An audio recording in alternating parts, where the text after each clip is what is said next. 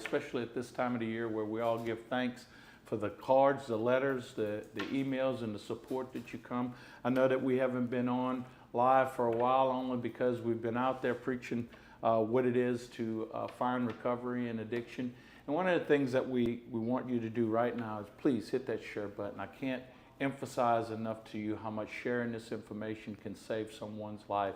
And one of the things that we always talk about, you know, when on Sanctuary Live, each week we always feature somebody's personal testimony. We always talk about their achievements and how they're going and what they're doing in life and the access by which they came to us. If they came because their life was at the end of a rope and they tied a knot and they're holding on for dear life to find that one path that gets them in through education, through any programs, through ATRs that are out there, through Sanctuary. One of the things we provided those programs in 3.1, 12-step program, 3.5, which is also the inpatient program, MRT and CBT. You've heard me say it 1,000 times, but the one thing that we don't do, and I am here to tell you, and I'm so glad of our guest today, and I'm going to get to him very quickly, we do not underscore the importance of faith and the spiritual support that's necessary for the recovery of individuals that are struggling with not just addiction, but just life in general and things that happen to them in general. And it gives me great honor. And I'll tell you, our community is always so energized. And if you haven't heard about Water's Edge Church, if you don't see the beautiful things that they're doing in their outreach and all of the things that they're doing in these communities, because a community cannot heal without individuals out there saying, come to me, I'll take care of you. You have a place to rest. Water's Edge Church, and I'm honored to have Pastor Tony Bourque. Thank you, Chris. We love the Sanctuary too, man. Thank you so much. Well, I appreciate everything you do, and I know that the people in our program love listening to you, and our community just drives with all the great works that you're doing out there. But you know, before we dive into some of these things, for those viewers who are just tuning in and have never met Pastor Tony Bourque, why don't you give them a little background about your church and how it was founded and what the mission of that church would be? Yeah, we started around 18 years ago in 2007 from the ground up. It was just a fresh work that me and my brother and some friends started, you know, and we wanted to create a church for people who didn't really fit in at other churches. And we wanted to create a church for people who felt like they had maybe been hurt by religion or rejected by religion, or they just didn't fit in, you know. And so we wanted to create a church for the rest of us. That's what we would always call it, a church for the rest of us. And so that's what we did, and we got started in 2007, and within a period of weeks, we started to really grow and really reach a lot of people that had been forced out, so to say, and felt like they didn't have any hope. They felt like they were judged, you know. They felt like they were maybe past the point of no return. We would hear that a lot. Past the point of God's grace. And so when we started our gathering, the Water's Edge gathering, we noticed a lot of people like that were attending our gatherings, and they were finding hope and healing. And that's why we got started in the first place, for people who thought there was no hope, but to give them the message that there's a God who loves you unconditionally and he can give you hope. Yeah. So what do you feel like the role of faith as it relates to the spiritual recovery of individuals who are struggling, not just with the addiction, but just with life's burdens? I think faith can help you with perspective, and I think faith can help you understand identity. And what I mean by identity is just helping you understand who created you and how much your Creator loves you. And so many times when the storms are heavy, knowing that can help you kind of pull through, you know what I mean? And so that's really one of the main things, is understanding that faith is one thing that gives you purpose, and purpose will always pick you up when you feel like your life is starting to crash, or you feel like things are heavy or uncertain or confusing or whatever it is, you know. So to us, faith is crucial. You know, and what I see, and it's typical because I think it's human nature, is that, you know, when you receive, you know, these monetary supports, then you forget that spiritual side, you know, or when you're going for more of a spiritual approach and forgetting that there are some material needs. How do you balance those? How do you find people to balance those two things? Food and housing and medical? We were always the type to where, you know, there's scriptures like in the letter of James, it talks about how if you see somebody who's struggling and hurting or hungry, it's not good enough just to say, God bless you and have a good day, if you don't try to meet their needs. And so the approach that we've taken, and we've thought this way for years, was that in the times that we live in, you can't just share your faith with people because they may not understand it. You have to earn the right to do that. And what we believe is you earn the right through love and through service and through helping people and through good works and acts of kindness. If someone's hungry, why would they listen to your message of faith if you don't help them eat first? You know what I mean? Right. Things like that. And so, but when we serve our community and when we serve hurting people, we don't have anything up our sleeve. We don't do that so we can get people to sit down and listen to us or get people to come to our church. Honestly, we just believe in putting our faith into action and making wherever we're at a better place. So like we love Southwest Louisiana. That's where God has planted us. So we want to make Southwest Louisiana a better place, like heaven on earth, you know. And so if there's hungry people, we want to try to feed them. If there's people who are struggling, we want to try to help them. If there's people with addictions, we want to help them recover. So we want to love on our community with nothing up our sleeve whatsoever. You know what's beautiful is I've had the honor to go and visit your church on several occasions, and to see the collaboration and networking that you use with, you know, Catholic Charities, where they have the washing station, they have showers, and then in community outreach where individuals that need a place to lay their head, just to find rest. Yeah. And you open the doors. Yeah. With all discernment to wherever you came from, whatever it is. In the summer when it's hot, every day we have a cooling center opened up with cots and food. And then when it's cold, we have a warming center opened up with cots and food. And then when the weather's really severe, we do overnight shelters. And we have volunteers that show up. And there could be about 200 people from the unhoused community show up when we do that, you know. But that was something that we had a few people in our church really catch a vision, and then when they stepped out with courage and began to feed people and help people, that network started to grow kind of organically. I can't tell you how many other churches in our area help us with food, which is a really great thing, you know.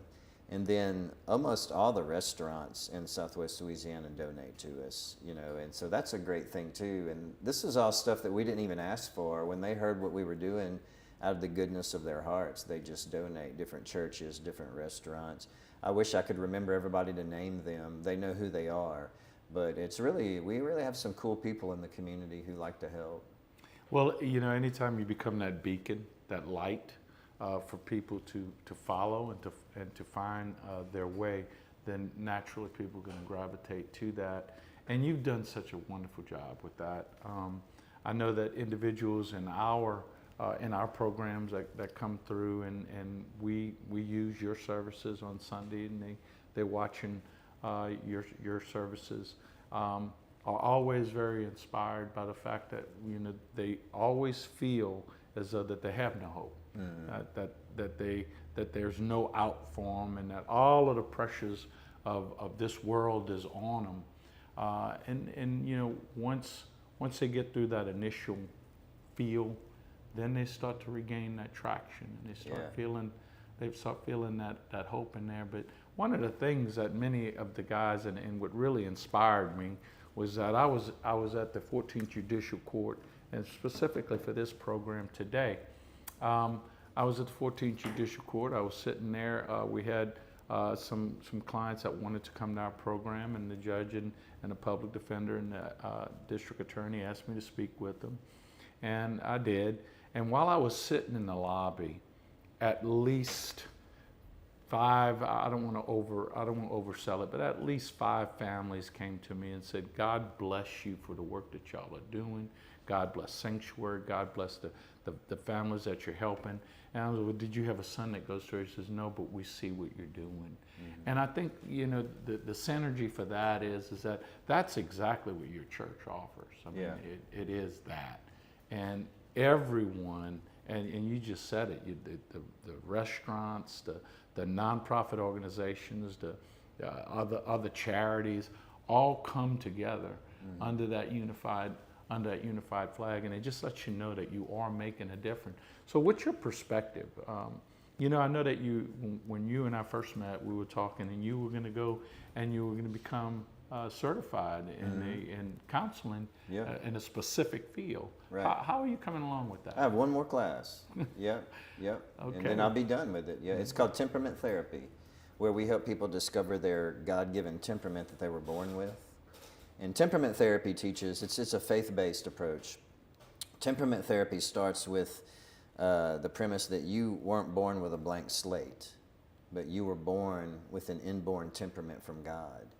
And then when your temperament starts to engage with your environment, and your environment starts to engage with your temperament, then that's what creates your personality and your character. Now, when we talk about character, we're not necessarily talking about integrity, we're talking about endurance when we talk about character. What I mean by that is, I don't know if you've ever watched like boxing or MMA or football, and they're like, man, they just won't quit. Sure. They got a lot of character. Well, what that means is they have endurance. And so we're born with our temperament, but we don't choose our environments. We're born into our environments. And the way our temperament responds to our environment and the way our environment responds to our temperament is usually what develops our personality, which is a mask that we put on to help us survive the world, and then our endurance, our character. And I got one more class, and then we're going to release it. Well, you know, I tell you, it is much needed, because a lot of, you know, our communities, and one of the things that you notice with people with addiction, you know, there's a stigma attached to a person that's fighting this disease, because it is a disease. Yeah. And we said on this show hundreds and hundreds of times that you wouldn't apologize if you were diabetic and you consider. So this disease called substance use disorder or co-occurring mental health diagnosis, you didn't check that box. You didn't say, oh, I want this in my life. So it's a disease that impacts a lot of people, and our community sometimes looks at that as some manifestation of a poor character. You know, that, oh, this guy's just he just locked the door and throw it away, throw the key away, and we don't have to look at it, we don't have to hear it, because he's one of those guys that just need that to happen to him. And it really is unfair. It's unfair for somebody that has a medical condition, that is fighting with all his fiber, to have to deal with that stigma. And one of the things that introducing people back into the community and back into society through, you know, Sanctuary offers a work integration program. We offer transitional housing programs. You know, you get them past the hard step, which is get them out of the weather, get them, you know, have them comfortable to the point where now they can take that breath, and let's really get them into some sustainability. Then they have to deal with the community's mindset of them. And that hurts. It really becomes a difficult cross for that individual to bear. So you know, one of the things that I know that when you're asking for people out there, I mean, how can people get involved in your church, and how can they help you? How can volunteers come in? How can they donate? How can they do any of this to really, because helping one helps many. I tell everybody, if you can start with doing just for one what you wish you could do for everyone, because you can't do for everyone what you would like to do, but you can do for one person. You can start there. And so I always tell people in their personal life, start there with a neighbor or someone, a friend who's hurting. But as far as the gathering goes in the church, we have people there pretty much every day during the week, and we're putting food up, we're sorting clothes, all that kind of stuff, helping people, feeding people. They can come anytime during the week, Monday through Thursday, and usually from 11 to 3. And they can volunteer, they can help us. If anybody would like to give, it all goes to a great cause. It always does. And they can mail that to P.O. Box 572, 70601, or they can mail it to the church's address.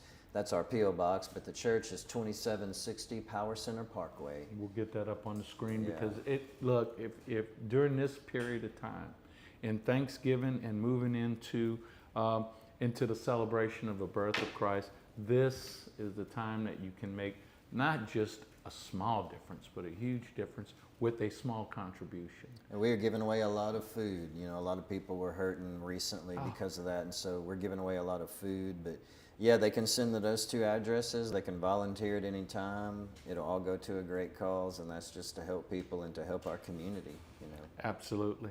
So, you know, I always ask you for this, and I hope that you never get tired of doing it, but you know, our guys are sitting there and they're watching us live right now. Yeah. And you know, when I told them early this morning in our meditation that we're going to have you on our show, you know, of course, we light up. And you know, if you could give them some words of encouragement and say something to help them continue through. It is a tough time of the year. Yeah. And I've said this twice in just this conversation is, you know, we're at Thanksgiving, you're going to come up on Christmas, there's going to be a new millennium coming through, and you know, you think about those global things, but really the focus is on healing, the focus is on believing, the focus is on knowing that there is a greater God that looks over all of us. Yeah. If you would give them some words. Yeah, I really would like to say, I was thinking about this week. The first thing is, you got to give yourself some grace. You really do. We're really good at giving other people grace, and we're really good at giving other people understanding, but you have to give yourself grace, and you have to give yourself understanding. But there's always been one thing, Chris, that always pulled me out of anything that I was dealing with that I felt was very heavy. Whether it was something that was tempting me, or whether it was a storm that I didn't cause, that was causing my life chaos, that hit me out of nowhere, whatever it was, whether it was the root of my decisions or whether it was just life. The one thing that has always held me firm and has helped me stand back up again was purpose. And purpose can be very simple if you can bring it down to the main thing. And the main thing about our purpose is this, because we all have the same basic purpose, but if you don't know what your purpose is, then when life gets very tough and life gets very challenging, then you're not going to know what to stay focused on. There's one thing that'll get you back up when your heart is broken. There's one thing that'll cause you to stand back up again when you're in distress, when you're discouraged, when you need to overcome something, when you're confused. There's always been one thing that has helped me defeat that, and that was holding on to my purpose. And my purpose is simply the same as yours. The first thing is to experience His love, let Him love you, and then after that, to help other people experience His love. And that's where my life is always going. It's always going in that direction. And I found that purpose in my life has given my life a few things. Number one, it has given my life direction. So no matter what's going on in my life, if everything's fallen apart, I still know where I'm going. I'm going to a place where I'm trying to experience His love and help other people experience His love. Something else it's given me is stability. It's given me stability, knowing that if my life starts to fall apart or the circumstances of my life become tough and I'm facing giants, then I know at the same time it doesn't matter if I lose everything. I still have Jesus. I still have that purpose. I still have that love. And I still have that mission to help other people experience that love. So it's given me direction. It's given me stability. It's given me a gathering to join with other people and serve together with other people. That gives my life purpose, you know. And so purpose is really the one thing that has pulled me out of the darkness in my life. And of course we find that in love, God's love and sharing it, you know. So I always come back to that whenever I feel like, man, what am I doing? Why am I waking up? Is it just to go to work? Is it just to pay my bill? What am I doing with my life? Tomorrow morning I'm going to open up my eyes. Why? And this is why. To look for opportunities to know His love more and to share it with hurting people. That's it. You know, I thank you for that. But those are inspiring suggestions and words for people to follow. And one thing I did want to ask you earlier, and I apologize if it's going to digress, but the name of your church. Yeah. Would you share that story? Yeah. Because I have never forgotten it, and it is beautiful.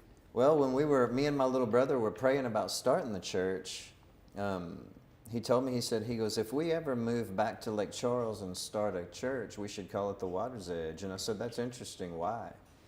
He said, well, there was this worship song at the time that we were listening to a lot called Come and Listen. And there was a lyric that said, come to the water's edge, all those who are thirsty and need the Lord. And he goes, and God did some amazing things at the edge of the water in the scripture. Like the first time that Jesus met his first disciples was, it said, at the edge of the water or at the edge of the lake. And then Lake Charles sits on the edge of the lake, you know. And so we started praying about it. And when I was asking God one night if he really wanted me to start this church. And I opened up my Bible. I was reading a chapter at a time that day. And I opened up my Bible to Luke chapter 5. And the whole chapter spoke to me. The very first passage, it says that Jesus met Peter, James, and John for the first time at the water's edge. And when I read that, I was like, okay, God, you know. I hear you.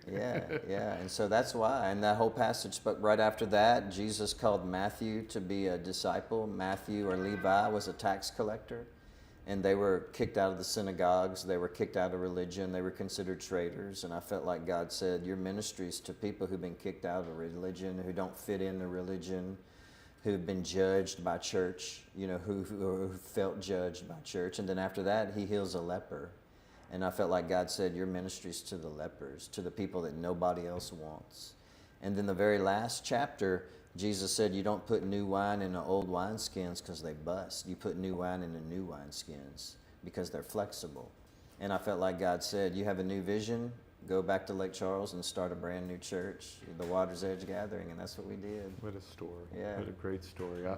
I always love hearing it. And you know, in that comparison, as it relates to sanctuary, we look at all of those other ATRs that are out there and individuals that get sent to us from the judicial system. You know, they have the specialty courts, they have all these other courts, and of course they take those ones that are most likely to succeed, at least they think they're the best ones, and they'll give us the ones that they feel are downtrodden, and that likelihood is that they're not going to succeed. And, you know, we take that on with the open arms, and we certainly better ourselves by working with community. We mentioned other sources that are out there, Imperial, Salvation Army, Water's Edge, other services that are available to individuals that are looking for help that may not need to feel like they have to come into our program, but Sanctuary is always there. Yep. Sanctuary is here to help you. Sanctuary is community-based. We service the entire state of Louisiana. Tangipahoa Parish, thank you for sending individuals to us. Covington, Mandeville, New Orleans, Shreveport. We're more and more people are coming because the success through our program is coming, and it is certainly rooted in the fact that we have a spiritual underscore of what we do. And with individuals like Pastor Tony on our side, we know we will win. Remember, it's Sanctuary. We're here to serve.